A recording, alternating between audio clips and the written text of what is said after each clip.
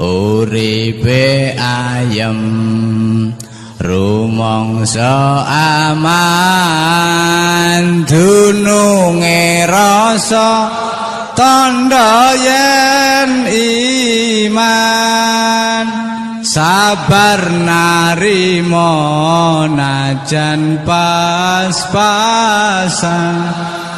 kabeh tinakdir saking pangeran. Jadi NU itu sama pesantren itu tua pesantren. Jadi NU dilahirkan pesantren, bukan dibalik pesantren dilahirkan NU. Sehingga barokahnya didirikan pesantren ini, kadang nyuwun sewu sekali Mbah Hasyim itu kadang ide besar beliau itu ora dituruti wong NU. Jadi Mbah Hasyim cara kula kok dadi Mbah Hasyim ya mangkel. Mbah Hasyim itu ngarangno kentong. Nggih ngaramno beduk, tapi NU nganggo kentong. Dan uniknya Mbah Hasyim enggak tersinggung. Karena ciri khas pesantren itu membolehkan perbedaan apa? Pendapat. Itu masyhur khilafnya Mbah Hasyim sama Mbah Fakih Mas Kumambang itu sampai dikitabkan. Saling ngeritik, saling macam-macam lah. Jadi cara berpikir Mbah Hasyim ketika Nabi rembukan, ini gimana ya cara menentukan waktu sholat ya? Ya pakai kentong ya Rasulullah, dzakalin nasara itu untuk orang Nasrani. Ya pakai buk itu trompet, dzakalil Yahud itu untuk orang Yahudi. Terus, ada yang lagi pakai api ya Rasulullah, dzakalil Majusi itu orang Majusi. Setelah itu ada orang datang lari-lari cerita mimpi azan tadi. Ya itu terus dipakai sarana pemanggilan sholat ya azan itu. Sehingga Mbah Hasyim menolak kentong. Karena mantas sababi qaumin bahwa beliau keras sekali sampai bilang haram. Beliau judulnya ya haram, Al-Jasus Antakhrimin Nakus. Setelah naskah itu sampai ke Mbah Fakih Mas Kumambang di Gresik situ, di daerah Dukun situ. Dulu nggak ada WA ya, jadi sampainya ya lama. Makanya saya sampai sekarang nggak punya WA, karena ya saya ulama kan, kalau WA-an terus ya jadi ulama. Nggak jadi ulama, main WA-an terus itu. Nah itu termasuk rektor nggak kau bermikir itu mesti kebanyakan WA. Karena kan otaknya didikte oleh sesuatu yang masuk, sesuatu yang dilihat itu kan pasti mendikte kita. Beda kalau yang enggak WA-an kan mikir apa kita yang menentukan. Kalau WA-an kan kita ditentukan. Mau mikir anaknya butuh apa gara-gara WA informasi Jakarta mikir Jakarta. Padahal secara kewajiban ngapain kamu orang Malang mikir Jakarta? Gara-gara WA mikir Jakarta belum selesai ada berita di Sulawesi, mikir Sulawesi. Habis itu mikir NTT. Makanya semua orang sekarang merasa tokoh nasional gara-gara informasi yang masuk itu nasional. Jadi Mas Yo RT yang mikir gimana Gus Indonesia. Padahal RT loh. Sampai lupa kalau dia itu RT. Jadi semua orang sekarang merasa tokoh nasional. Dan itu gara-gara apa coba? Akhirnya semua orang juga punya ide tentang nasional. Harusnya negara itu gini-gini. Jebule wonge sing duwe ikon itu sapa? RT. Ribet kan? Saya teruskan, setelah naskah itu sampai ke Kiai Fakih Mas Kumambang, beliau itu marah besar. Ini harus dilawan, dan saya bukan karena benci Mbah Hasyim. Beliau teman saya ketika ngaji Kiai Mahfud di Mekah. Jadi Mbah Fakih dan Kiai Hasyim itu teman ketika ngaji di Mekah. Cara ngelawan tuh lucu,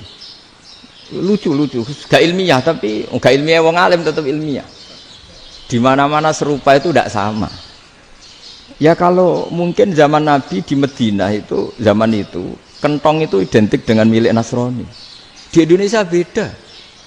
Pos kampling ya kentong, kebakaran ya kentong, wae sarapan orang di LP ya pakai kentong. Jadi tidak ada jaminan kalau kentongan itu identik dengan Nasrani. Lalu haramnya di mana? Yang di mana-mana tasabuh itu identik. Ini tidak identik. Mulai masalah kan? Mulai masalah. Jadi beliau gaya judul Hazruus.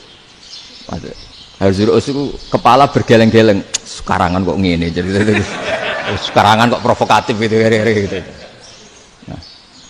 Dan itu Mbah Hasyim ya hormat Mbah Fakih hormat Mbah Hasyim.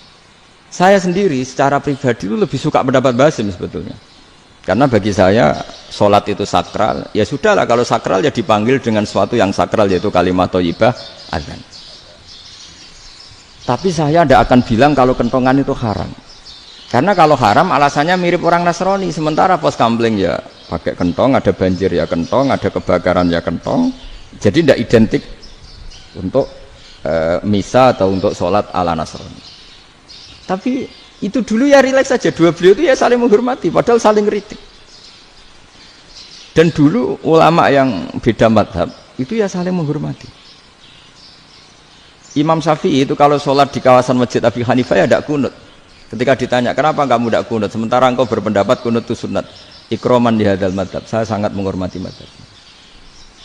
Imam Ahmad bin Hanbal itu berpendapat kalau orang pakai bekam, pakai iftisot atau hijamah itu batal sholatnya. Sementara Imam Syafi'i mengatakan tidak batal apa? Sholatnya atau wudunya tidak batal. Tapi Imam Ahmad itu ditanya, apa kamu makmum Syafi'i? Bagaimana mungkin saya tidak makmum sama wali kutub seperti Imam Syafi'i? Padahal menurut keyakinan Imam Ahmad ini sholatnya batal. Ini habis ikhtijam udah wudu. Tapi tetap saja beliau, karena perbedaan pendapat di furu' itu lazim. Ya orang boleh berdebat lah. Ketika Unisma datangkan saya, itu saking senengnya kiai, apa saking sombongnya sampai ngatur kiai, kan nggak pernah bisa diperdebatkan. Itu kan orang boleh debat kan? Itu saking angkuhnya apa saking senengnya, kan nggak jelas kan? Kan dan orang boleh setuju pendapat saya, yaitu ngatur kiai itu haram. Setuju juga Pak Rektor, ekspresi mahabbah itu ya macam-macam. Dulu sahabat ya gitu, sahabat itu ada yang nggak kenal wajahnya Nabi sama sekali sampai akhir hayatnya. Ketika ditanya, lo kamu itu sahabat kok nggak tahu wajahnya Nabi? Saya tidak pernah berani memandang Nabi karena ijlalan lahu, terlalu menghormati saya sehingga tidak berani memandang wajahnya. Ada sahabat yang penggawaannya dulu wajah Nabi sampai bisa nyifati alfiu faminunil hajib, sampai bisa nyifati detail karena dulu wajah Nabi itu ibadah. Ada seorang wali ditanya, kalau kamu di surga ingin nggak melihat Allah? Enggak. Loh, tapi semua orang ingin melihat Allah. Unazzihu dzalikal jamal an-nadhari misli, ben gak elek-elek Allah tak delok terima aku. Wong ra jelas. Berarti kok delok pengiran. Banyak. Jadi justru tapi karena saking takzimnya. Enggak lah, mosok sak aku kok. Makanya saya berkali-kali cerita, menurut kesepakatan ulama, soft awal itu paling baik. Tapi banyak juga wali yang kalau sholat itu di belakang.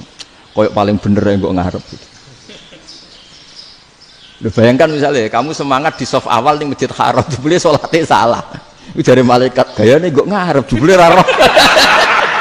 Itu kan di sini-sini wong. Jebule bodoh gitu. Gayane kok ngarep jebule. Coba orang kalau sowan Mbah Mun yang berani di depan itu kan ya ketuanya atau jubirnya kan. Yang merasa ndak pati pinter-pinter kan mesti di pojokan. Artinya sudut pandang seperti itu ya sah saja, apa?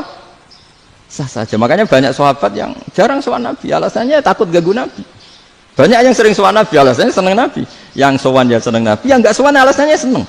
Lu Nabi itu tokoh, punya keluarga, punya anak. Kalau saya sering sowan berarti sering ganggu. Yang sering sowan dia alasan ini khazanah kita harus istifadah. Jadi zaman dulu dia biasa, dua sahabat yang satu milih mahabbah itu milih sering sowan, yang satu juga mahabbah milih tidak sering. Karena pertanyaannya bisa dibalik kan, sering sowan apa sering ganggu coba. Nabi Abedar, assalamualaikum. Nabi nimang cucunya, assalamualaikum. Ayo bener yang sowan apa bener yang enggak kalau seperti itu. Akhirnya terus diatur sedemikian rupa oleh Quran. Walau annahum sabaru hatta takhruja ilaihim lakana khairal lahum. Jadi sahabat kalau mau sowan Nabi ya nunggu di sufah.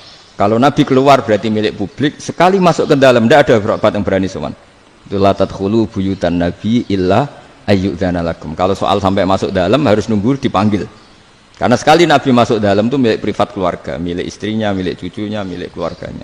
Jadi Nabi sekali keluar ke ruang itu berarti milik publik.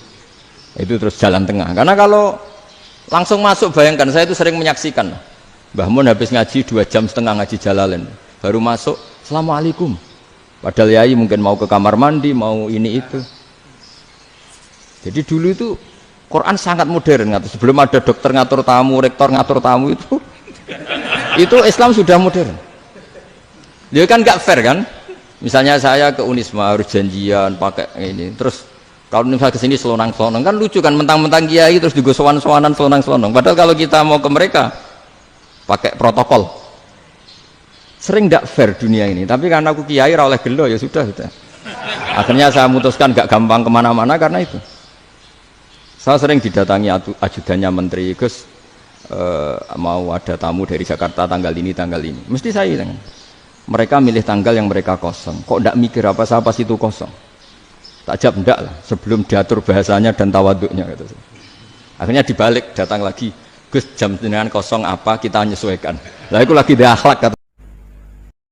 Subhanallahi wa bihamdihi adada khalqihi wa ridha nafsihi wa zinata arsyihi wa midada kalimatihi. Subhanallahi wa bihamdihi adada khalqihi wa ridha nafsihi wa zinata arsyihi wa midada kalimatihi. Subhanallahi wa bihamdihi adada khalqihi wa ridha nafsihi wa zinata arsyihi midada kalimatihi. Subhanallahi wa bihamdihi adada khalqihi wa ridha nafsihi wa zinata arsyihi midada kalimatihi. Subhanallahi wa bihamdihi adada khalqihi wa ridha nafsihi wa zinata arsyihi midada kalimatihi. Subhanallahi wa bihamdihi adada khalqihi wa ridha nafsihi wa zinata arsyihi midada kalimatihi. Subhanallahi wa bihamdihi adada khalqihi wa ridha nafsihi wa zinata arsyihi midada kalimatihi.